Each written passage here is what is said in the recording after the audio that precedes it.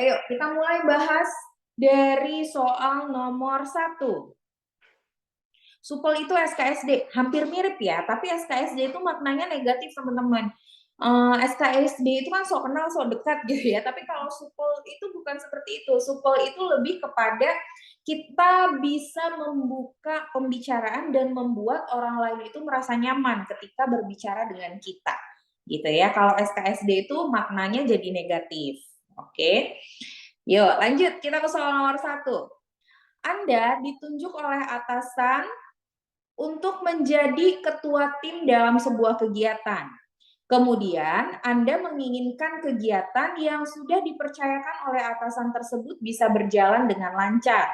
Oleh sebab itu, Anda mengadakan rapat persiapan kegiatan yang dimaksud. Bahkan sebelum rapat dimulai, Anda telah mempersiapkan rancangan kegiatan menurut versi Anda. Apakah yang akan Anda lakukan dalam rapat persiapan tersebut? Ini kata kuncinya.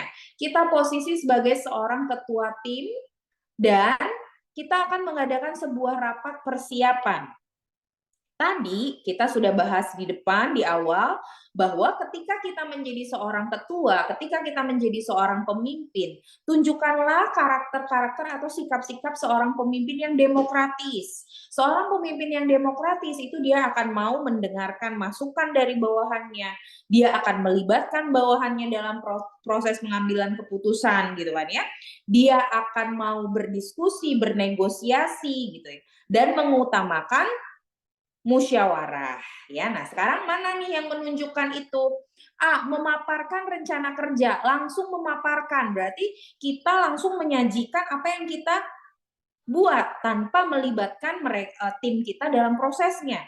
Ini tidak menunjukkan demokratis. Yang B, meminta saran, pendapat, ide. Nah, ini kalau kita minta saran, minta pendapat, minta ide, itu kan berarti kita mengedepankan musyawarah, dialog, diskusi.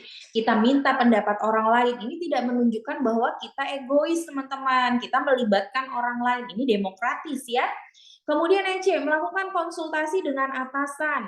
Jangan dulu, kalau misalnya kita sudah punya keputusan, kita sudah punya proposal, baru kita konsultasikan kepada atasan. Jadi hasil diskusi kita dengan tim, itulah yang nantinya kita bawa ke atasan. Jangan kita bikin sendiri langsung dibawa ke atasan tanpa melibatkan tim. Itu tidak demokratis. Yang D, memberikan argumentasi terkait rencana kegiatan tersebut agar disetujui oleh anggota tim, tapi kita tidak melibatkan mereka dalam prosesnya, tidak demokratis. Yang E, memberikan gambaran terkait apa yang akan dilaksanakan dan rencana yang telah dibuat. Ini juga tidak menunjukkan keinginan atau kemauan untuk melibatkan tim kita dalam prosesnya, sehingga kita eliminasi. Karena itu, sisa jawaban yang paling menunjukkan sisi demokratis seorang pimpinan itu adalah yang B. Ya, kalau kita hitung skor, kalau kita kasih skor, ini yang 4, ini yang 5, ini yang 1, ini yang 3, dan ini yang 2. Ya, jadi ingat prinsipnya, kalau jadi pimpinan di soal, maka tunjukkanlah karakter seorang pemimpin yang demokratis. Itu poinnya.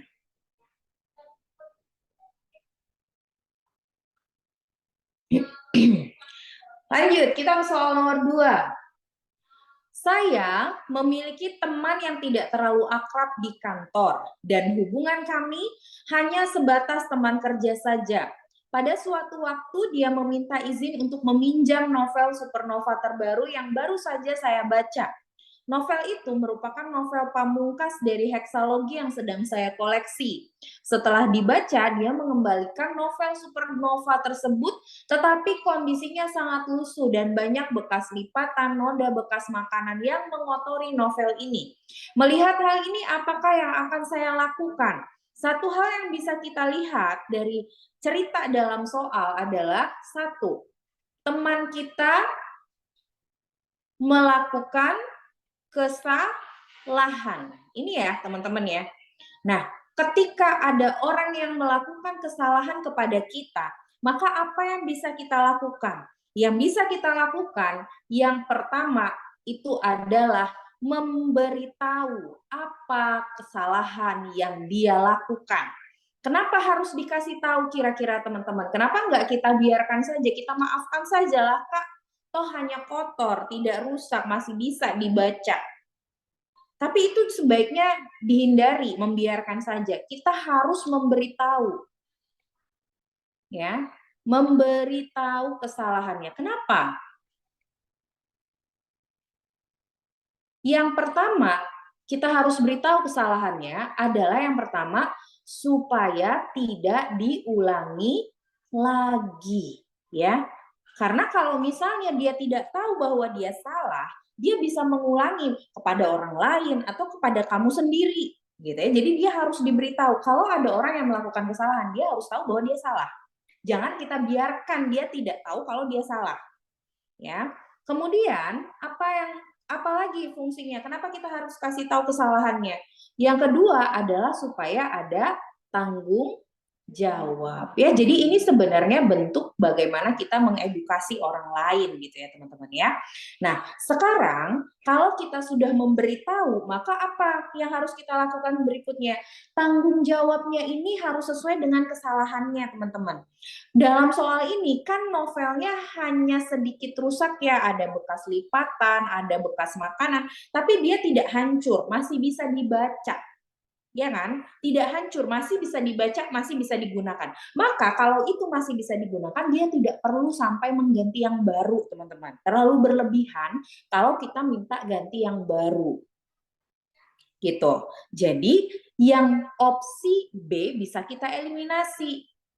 Yang opsi C tidak menunjukkan bahwa dia salah. Yang D berlebihan. Yang E memaafkan perbuatannya tetapi tidak akan meminjamkan lagi, bisa jadi benar tapi tidak ada memberitahu kesalahannya.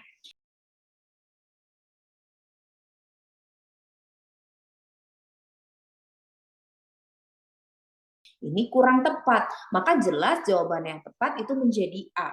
Karena kita menegur dan menjelaskan sehingga dia tahu bahwa dia salah, tapi karena ini novelnya masih bisa kita gunakan, maka dia tidak perlu sampai mengganti yang baru, gitu ya.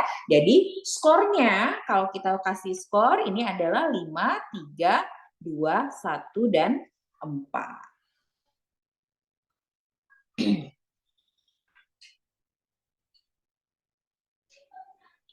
Oke, lanjut kita ke soal nomor 3.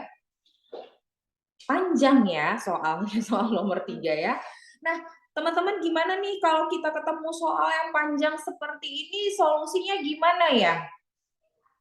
Solusinya teman-teman, kalau kita ketemu soal yang panjang seperti ini, mungkin kan siapa tahu nanti ada terjadi sesuatu ketika ujian, terus kamu jadi kehabisan waktu, sementara kita nggak bisa baca soal yang terlalu panjang gitu ya, karena waktunya habis, sudah mentok Kak.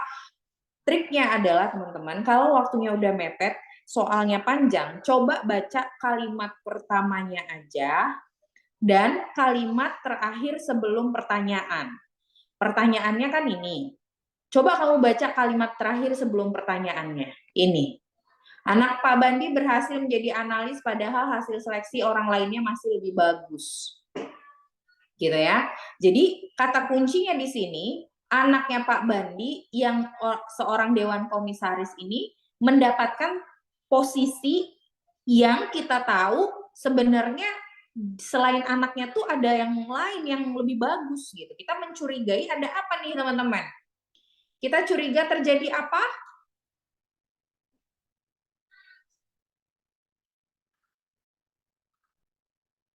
Kita curiga terjadi, iya betul, inilah yang disebut dengan nepotisme, ya. Jadi ketika ada orang yang punya kerabat, kemudian kerabatnya ini diberikan pekerjaan tanpa melalui proses seleksi yang seharusnya, atau dengan mencurangi proses seleksi, itu kita sebut dengan istilah nepotisme.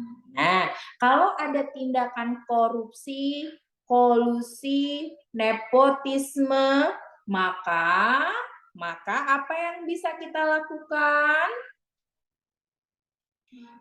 Kalau ada korupsi, kolusi, nepotisme, maka kita harus laporkan secara anonim. Masih ingat ya kita pernah bahas di profesionalisme ya teman-teman ya.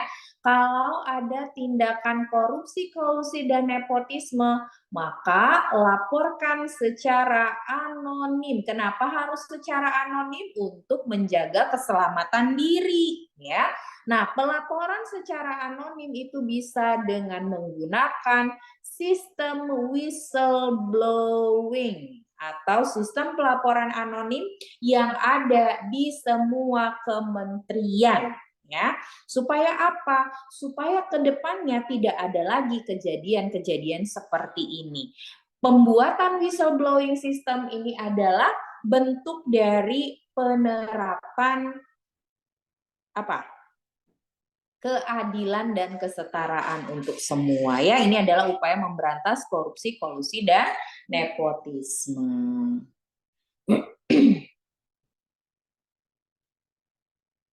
Nah, berarti kalau kita kasih skor, jawabannya jadinya 2, 3, 5, 4, 1.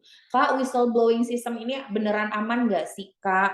Aman, karena whistleblowing system itu memang sudah dibuat teman-teman sistemnya sedemikian rupa, sehingga ketika kita melaporkan IP address kita, IP address itu kayak apa ya, kayak kode akses kita di komputer. Misalnya nih kamu punya handphone kamu itu punya IP address. Kamu punya laptop, di laptop kamu tuh ada kode IP-nya. Jadi ketika kamu melakukan sesuatu, kenapa kok polisi bisa tahu siapa sih yang pertama kali menyebarkan hoax? Itu karena di sistem itu tercatat teman-teman IP address orang yang pertama kali mengunggah konten yang meresahkan itu akan tercatat. Nah, di whistleblowing system, IP address kita itu akan disembunyikan sehingga siapa pelapornya itu tidak akan ketahuan, gitu ya. Jadi aman. Kalau kolusi itu apa? Kolusi itu adalah permufakatan jahat atau kerjasama yang merugikan. Kayak misalnya nih, saya punya teman di Kementerian Kemendikbud misalnya, saya punya teman di Kemendikbud, tolong dong jualin bimbel saya, atau saya punya teman di BKN misalnya, amit-amit ya, ini nggak beneran ya teman-teman, ini contoh doang. Misalnya saya punya teman di BKN, terus saya bilang gini, tolong dong jualin bimbel saya dong biar terkenal gitu ya, kamu promosiin dong bawa nama-nama BKN, ntar saya kasih persenan. Itu contoh kolusi teman-teman. Ya, jadi itu adalah tindakan yang salah ya, itu tidak diperbolehkan.